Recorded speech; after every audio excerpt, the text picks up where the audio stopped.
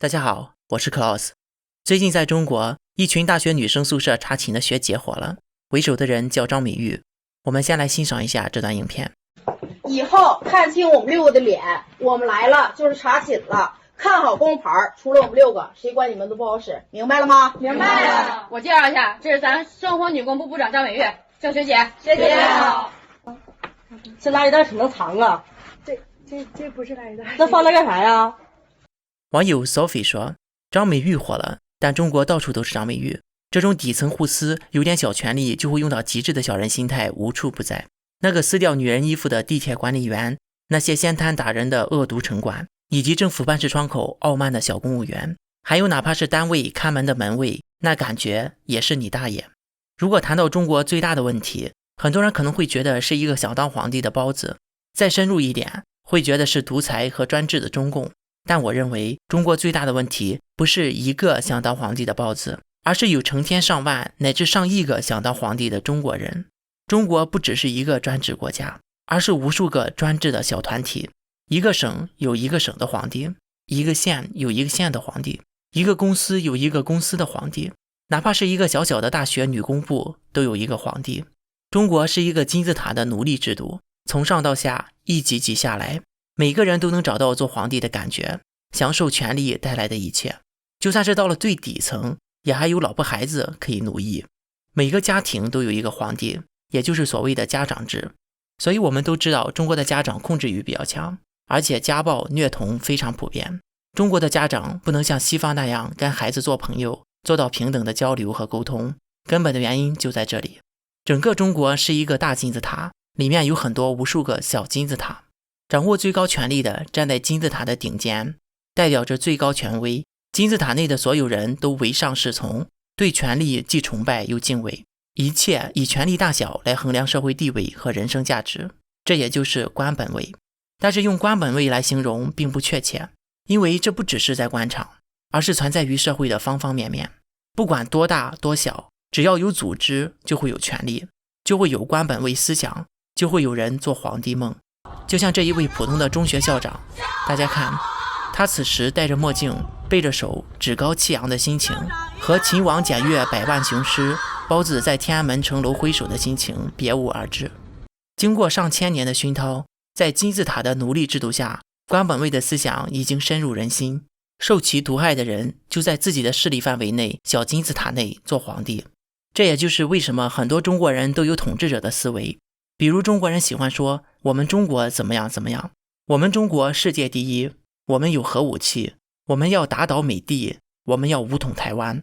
说这话的时候的洋洋得意，仿佛是在指挥千军万马。换一个说法，中国最大的问题不是奴隶主在统治，而是奴隶们把自己当成了奴隶主，把独裁和专制的思想一级一级的往下传递到社会的每一个家庭和每一个角落。中国几千年来的改朝换代只是换个统治者而已，实际上则是换汤不换药。正因如此，推翻一个王朝的统治者并不能改变问题，因为人民还是那样的人民。所以反共能不能救中国这个问题就没有那么简单了。特别是有一些人提倡的斩首行动更不会改变中国，把中国这个大金字塔的塔尖削掉，下面无数个小金字塔塔尖上的人都是想当皇帝的人。中国民主化不是跟一个专制的中共为敌，而是跟千千万万个专制团体为敌。讲到这里，我们也回答了一个很有争议的问题，是有什么样的政府就有什么样的人民，还是有什么样的人民就有什么样的政府？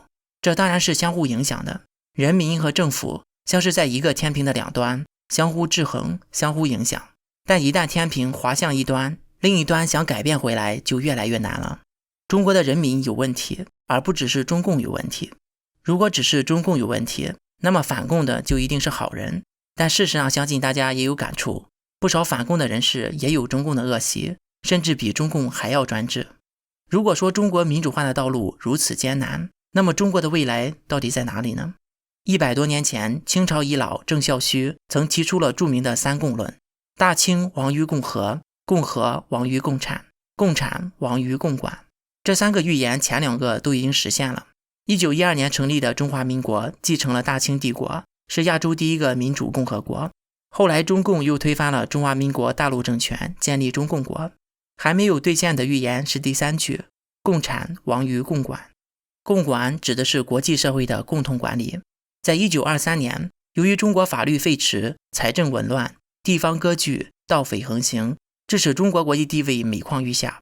英国政府向各国提议由国际社会共同接管中国，最终在美国政府的反对下作罢，让中国失去了一个变成大香港的机会。看来老美真的是坏，反共不是目的，依靠中国内部最多只能推翻中共，但要建立起一个民主国家，我认为没有外部势力的介入是不行的。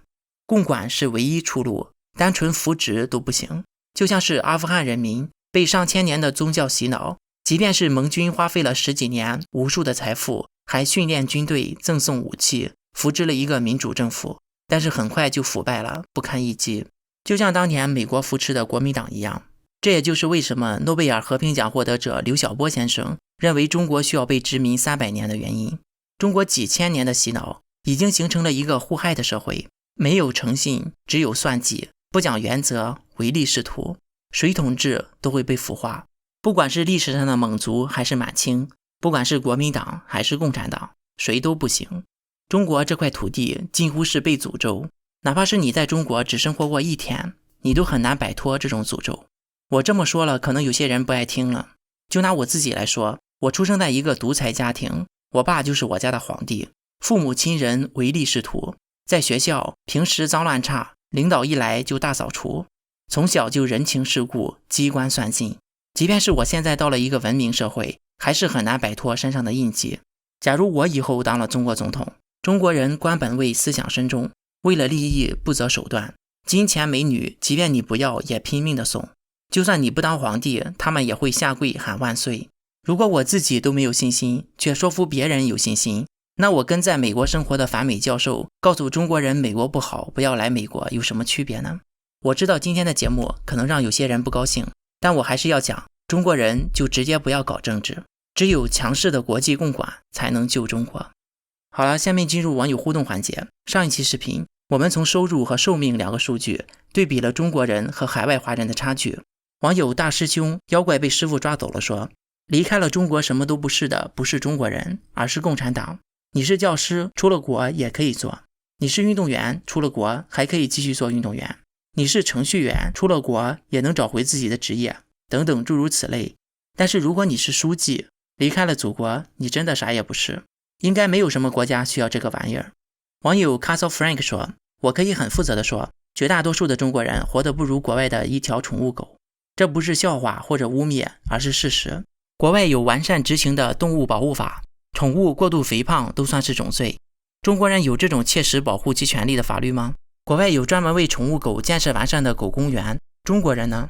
国外的宠物可以不愁吃喝，牛肉三文鱼也不是罕见的事情。中国人至少那6亿人很明显不能顿顿吃肉。网友7788 Mill 说，中国的平均寿命水分也很大。2017年钟南山院士带领学生在北京的各大墓地手抄3000座墓碑，计算结果平均寿命 68.87 岁。2018年清华大学齐伯利教授用同样的方法计算结果平均寿命 68.88 岁。网友刘婷真说，有一天我看到一个小孩在路边哭，我上前安慰他并询问原因，他对我说，我总是听我爸爸跟别人说美国是人间地狱，那里的人们生活在水深火热之中，那你为什么要哭呢？我疑惑地说。他说，有一次我无意间听到我爸爸说，等我再长大一点要送我去美国读书。网友自说拒绝做2等公民的人根本上就是无机会出去的人才会这样说。我们中国最高领导人已经做了一个好榜样给人看了，把女儿送到美国，不要听他们说的，要看他们做的。网友岳伯乐说，全世界把女儿送到美国去上学的人多了去了，日本天皇还到美国去上过学呢。你能说日本天皇出卖日本吗？但是美日可是同盟，日本天皇去美国能算出卖日本吗？但是中国的领导人可是送儿女去敌对国家。公款学生会副主席兼学生女工部部长张美玉专门来到女生寝室就卫生清洁工作考察调研。得知张部长来了，同学们不约而同围绕在学姐周围，并热情向学姐问好。学姐好，学姐好。张美玉仔细查看寝室环境，饶有兴致与学妹就垃圾存放、墙纸搭配、水壶配置等方面进行深入探讨。这垃圾袋怎么能藏啊？这不是来的。那放那干啥呀？